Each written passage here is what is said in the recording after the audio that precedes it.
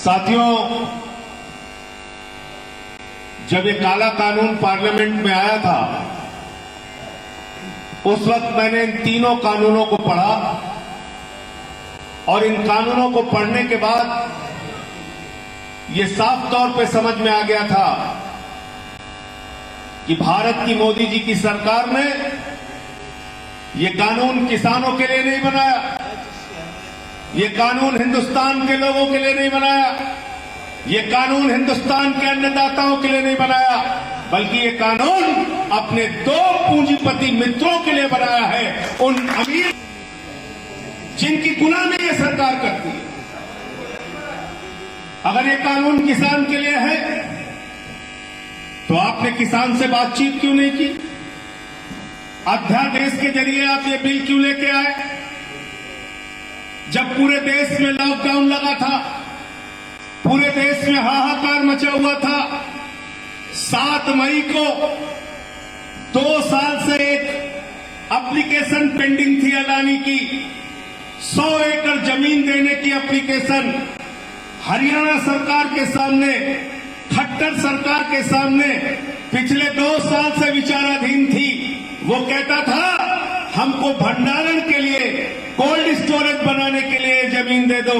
हरियाणा की सरकार उस पर रोक लगाती थी, बार बार रोक लगाती थी, लेकिन 7 मई को जब सरकारी दफ्तर बंद थे, जब लॉकडाउन लगा था, पूरे देश में कोरोना से हाहाकार था, उस समय खट्टर सरकार ने दफ्तर खोल के अडानी को 100 एकड़ जमीन भंडारण के लिए दी और 5 जून को ऑर्डिनेंस पास करके, अध्यादेश बना के नरेंद्र मोदी ने 5 ऐसे काले कानूनों में शामिल किया है मुद्दों को, जिसको आप जानेंगे तो आपको पता चल जाएगा कि ये काला कानून किसके लिए बना है। और उस पर पहली बात ये लिखी कि अब पूरे देश में कोई भी पूंजीपति जितना मन चाहे जमाखोरी कर सकता है, भंडारण कर सकता है, कोल्ड स्टोरेज बना सकता है। तो अडानी को 7 मई को जमीन दी गई और 5 जून को ऑर्डिनेंस पास किया गया लॉकडाउन के दौरान, जब देश के अंदर, पूरे देश में जब कोरोना की महामारी फैली थी। तो ये कानून किसान के लिए नहीं, ये कानून अडानी के लिए बनाया गया, पूंजीपति मित्रों के लिए बनाया गया। और इस कानून में लिखा क्या है? एमएसपी एमएसपी एमएसपी की बात मोदी जी करते हैं, कहते हैं एमएसपी था, एमएसपी है, एमएसपी रहेगा। तो मैंने कहा झूठा था, झूठा है, झूठा ही रहेगा, इसके अलावा कुछ नहीं। इतना बड़ा झूठ! अरे तीनों काले कानूनों में मैं भाजपाइयों से कहता हूं, एक लाइन दिखा दो कहीं एमएसपी के लिए लिखा हो, एक लाइन दिखा दो कहीं पे एमएसपी के लिए लिखा हो कि इसमें एमएसपी है। एक लाइन दिखाओ आप, इसमें एमएसपी का कहीं एक शब्द नहीं है। क्या कहते हैं? कहते हैं प्रधानमंत्री जी ने कह दिया आप लोग मान लो किसान भाइयों की एमएसपी मिलेगी। अरे मैंने कहा ये प्रधानमंत्री तो बहुत कुछ कहते रहते हैं। प्रधानमंत्री ने क्या कहा था? इतना काला धन लाएंगे, इतना काला धन लाएंगे, इतना काला धन लाएंगे कि हर आदमी के खाते में कितना जमा हो जाएगा? जोर से बोलिए, याद है कि भूल गए? 15 लाख। 15 पैसे भी आपके खाते में नहीं आए। नौजवानों को क्या बोला? बोले 2 करोड़ रोजगार हर साल देंगे, 12 करोड़ बेरोजगारों की फौज खरीदेंगे। नोटबंदी तो क्या बोला? 50 दिन में अगर नोटबंदी से देश की तकदीर न बदल जाए मित्रों, तो हमें चौराहे पे खड़े करके मार देना। कहा था कि नहीं कहा था? बोला जीएसटी से आपको दूसरी आजादी मिल जाए। कैसे मूर्ख बनाता है ये आदमी! आपका टैक्स बढ़ा के 5% से 28% कर दिया, देश में जीएसटी लागू कर दी और कहा कि भारत के लोगों जश्न मनाओ, तुम्हारा टैक्स बढ़ता। तो आप लोग भी जश्न मनाने लगे। अभी अनिल शर्मा जी कह रहे थे, राजेंद्र चौधरी जी कह रहे थे, मैं एक बात में अपने प्रधानमंत्री जी की खासियत मानता हूं, अगर अंतर्राष्ट्रीय भाषण प्रतियोगिता करा ली जाए तो नरेंद्र मोदी जी नंबर 1 पर आएंगे, 2 नंबर पे नहीं आएंगे। इतना झूठ बोलता है, सुबह से शाम तक आदमी झूठ बोलता है और कह रहे प्रधानमंत्री ने कह लिया आप मान लीजिए एमएसपी मिलेगी। अब मैं आपको देसी भाषा में समझाता हूं। मान लीजिए कि अनिल शर्मा जी अपना 10 कुंटल धान बेचने के लिए बाजार में गए, मंडी में गए, इनको इनके धान का दाम नहीं मिला, इनको इनकी एमएसपी नहीं मिली, इन्होंने न्यायालय में मुकदमा कर दिया। जज साहब के सामने गए और बोले साहब हमें एमएसपी नहीं मिली, एमएसपी दिलाइए। तो जज साहब पूछेंगे कानून में कहां लिखा है शर्मा जी एमएसपी? तो ये जज साहब से जब ये कहेंगे कि जज साहब आपने नहीं सुना, मोदी जी ने बहुत अच्छा भाषण दिया था कि एमएसपी मिलेगी, एमएसपी मिलेगी, एमएसपी मिलेगी, तो जज साहब इनका याचिका पकड़ेंगे और उठा के कूड़ेदान में डाल देंगे। एमएसपी कानून की गारंटी से मिलती है, मोदी के भाषण से नहीं मिलती। पहली बात। दूसरी बात क्या लिखा है? Contract farming. पूरे देश में किसान अपने ही खेत में गुलाम बन जाएगा। बड़े बड़े पूंजीपति आपका खेत ले लेंगे, अपने मनमानी वहां पर खाद डालेंगे, अपने मनमानी वहां पे केमिकल डालेंगे, अपने मनमानी वहां पे बीज डालेंगे, अपने मनमानी वहां पे पैदावार करेंगे। पैदावार अच्छी हो गई तो माल अपने पास, पैदावार खराब हो गई तो उनके खिलाफ आप न्यायालय में नहीं जा सकते, कोर्ट में नहीं जा सकते। यानी कि आपकी जमीन पे आपको गुलाम बनाने का कानून है कॉन्ट्रैक्ट फार्मिंग। समझ गए आप? और तीसरा क्या लिखा है? असीमित भंडारण। असीमित भंडारण। हम लोग हिंदू समुदाय से आते हैं, यहां हमारे मुस्लिम भाई भी बैठे हैं, सिखों में भी जाके पूछ लेना, ईसाइयों में भी पूछ लेना, किसी जाति में पूछ लेना, किसी धर्म में पूछ लेना, जमाखोरी को पाप मानते हैं कि नहीं मानते? जोर से बोलो, मानते हैं कि नहीं मानते?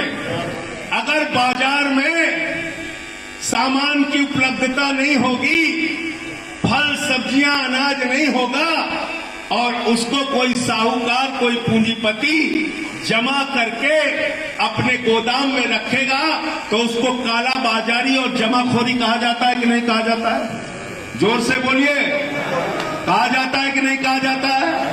मोदी जी ने क्या किया है तीसरे कानून में? बोले असीमित भंडारण की छूट। बोले अडानी जी आप जितना चाहे लोगों से अनाज खरीदो, फल खरीदो, सब्जी खरीदो, सस्ते दाम में किसान से खरीदो, उसको अपने कोल्ड स्टोरेज में रखो, जब बाजार में उसकी कमी हो जाएगी तो महंगे दाम में उसी किसान को बेच दो। जमाखोरी को, कालाबाजारी को, महंगाई को, तीनों चीजों को नरेंद्र मोदी जी की सरकार हिंदुस्तान की पहली सरकार है जिसने सभी धार्मिक मान्यताओं को कूड़ेदान में डाल के आज जमाखोरी और कालाबाजारी को वैधता प्रदान करने का पाप किया है। मैं ये कहना चाहता हूं, वैधता प्रदान करने का पाप किया है, उसको लीगलाइज करने का पाप किया है। और अगर आप इनके खिलाफ कुछ बोलिए तो आपके ऊपर मुकदमा लिख दिया जाता है।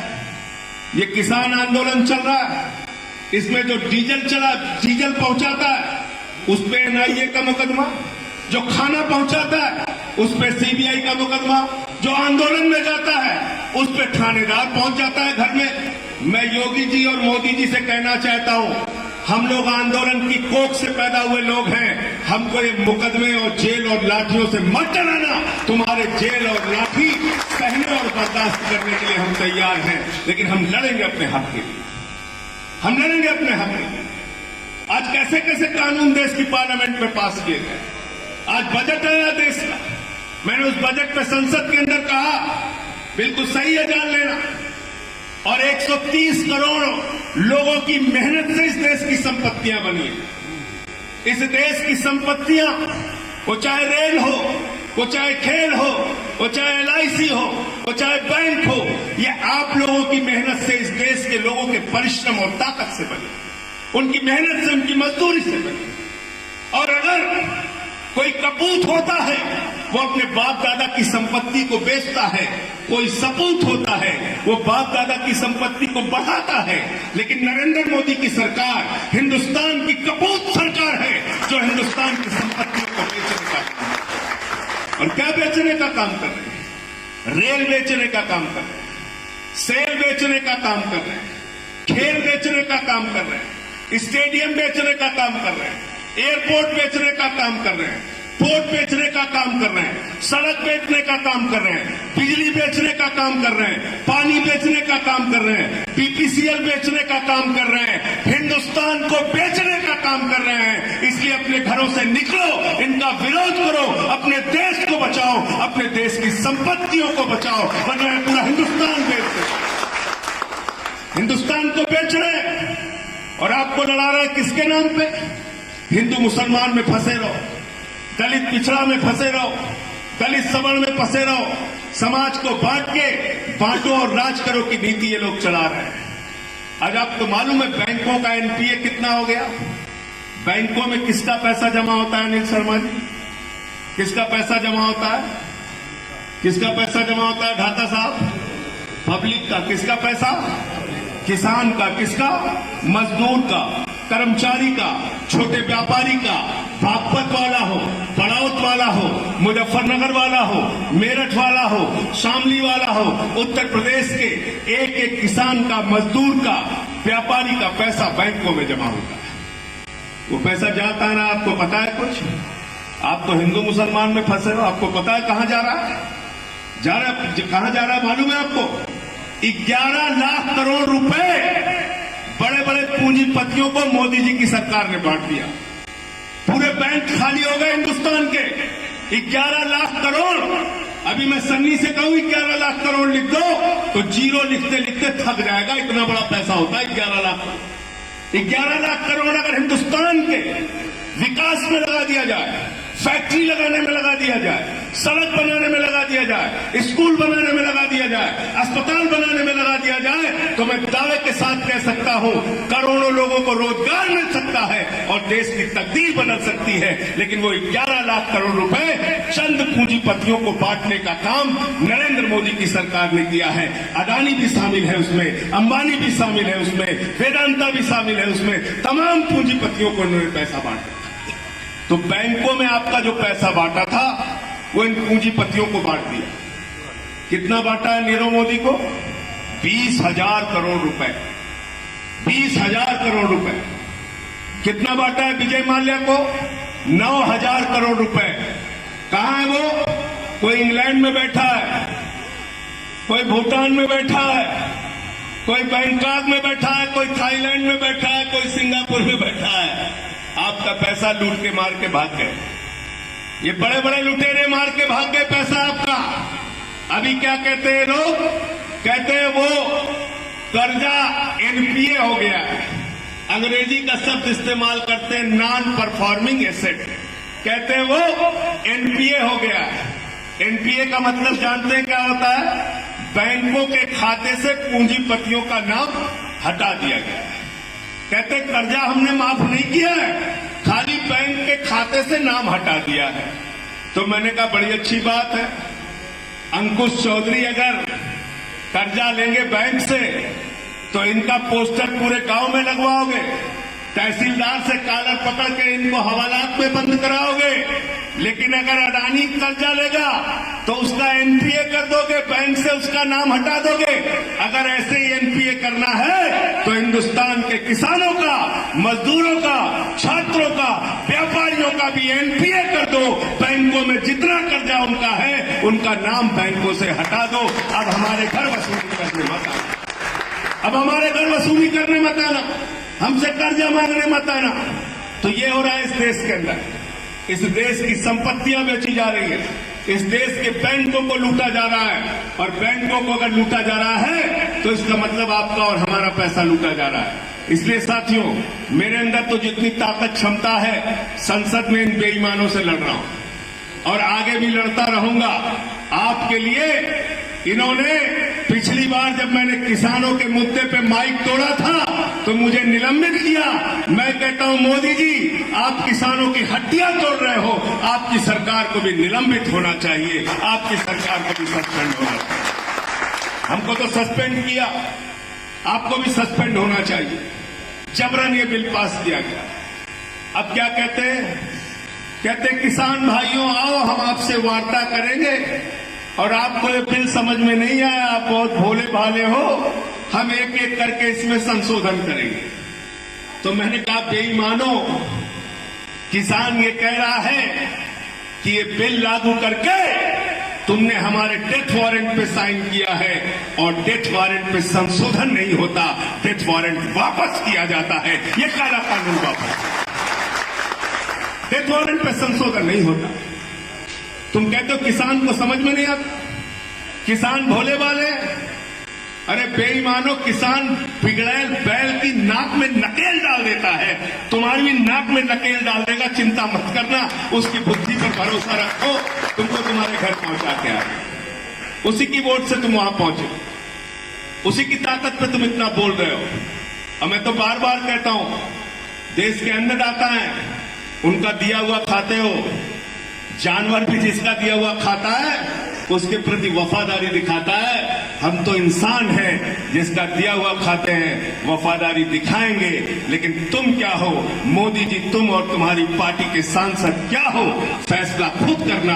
तुम जिसका दिया हुआ खाते हो उसको आतंकवादी कहते हो, उसको देशद्रोही कहते हो, उसको खालिस्तानी कहते हो, उसको पाकिस्तानी कहते हो, उसको चाइना परस्त कहते हो। धिक्कार है कि सरकार पे जो देश के अन्नदाता को देशद्रोही कहने का काम करती है। जाकर देखो गाजीपुर के बॉर्डर पे 97 साल के इलम सिंह मिल जाएंगे तुमको, जहां पर बताते हैं वो कि उनके 2 बेटे देश की सेना में, फौज में रह के देश की सेवा कर रहे हैं। जाओ वहां पर देखो, आपको पता चल जाएगा। 80 साल के वहां पर गुरमुख सिंह थे, ex army man, Sikh Punjab के, जिन्होंने 71 में पाकिस्तान के खिलाफ लड़ाई लड़ी, उनको पकड़ के तुमने जेल में डाल दिया। शर्म आती है ऐसी सरकार पे जो हमारे किसानों को, अन्नदाताओं को खालिस्तानी, पाकिस्तानी और देशद्रोही कहती है। मैं बताता हूं पाकिस्तानी और देशद्रोही कौन है, लाल किले पे हमला करने वाले कौन है। वो दीप सिद्धू, वो भारतीय जनता पार्टी का नेता है, जिसकी तस्वीर देश के प्रधानमंत्री के साथ है। मैं पूछना चाहता हूं कितने लोग प्रधानमंत्री के साथ तस्वीर खिंचवा सकते हैं? प्रधानमंत्री के साथ तस्वीर खिंचवाने के लिए सुरक्षा घेरे से गुजरना पड़ता है। दीप सिद्धू की तस्वीर, वो दीप सिद्धू जिसने लाल किले पे हमला किया, जिसके ग्रुप ने, जिसके संगठन ने लाल किले पे हमला किया, वो भारतीय जनता पार्टी का नेता है। और अगर देशद्रोह करने का काम किसी ने किया है तो भारतीय जनता पार्टी के लोगों ने किया है, किसानों ने नहीं किया। किसानों ने नहीं किया। किसान देशभक्त था, देशभक्त है और देशभक्त रहेगा। इन्हीं शब्दों के साथ मैं अपनी बात को विराम देता हूं। बहुत बहुत शुक्रिया, बहुत बहुत धन्यवाद। अरविंद केजरीवाल जी, अरविंद केजरीवाल जी लगातार किसान आंदोलन के समर्थन में पूरी तरीके से साथ दे रहे किसान आंदोलन। वहां खुद से भी गए सिंगू बॉर्डर पे, राकेश टिकैत जी से भी बात की। जिस दिन की घटना है, जब उनको रोना पड़ा था, मैंने कहा बाबा महेंद्र सिंह टिकैत के बेटे को तुम्हारी तानाशाही और गुंडागर्दी की वजह से रोना पड़ा, इससे ज्यादा शर्म की बात तुम्हारे लिए कुछ नहीं हो सकती। उस दिन बात की थी केजरीवाल जी ने।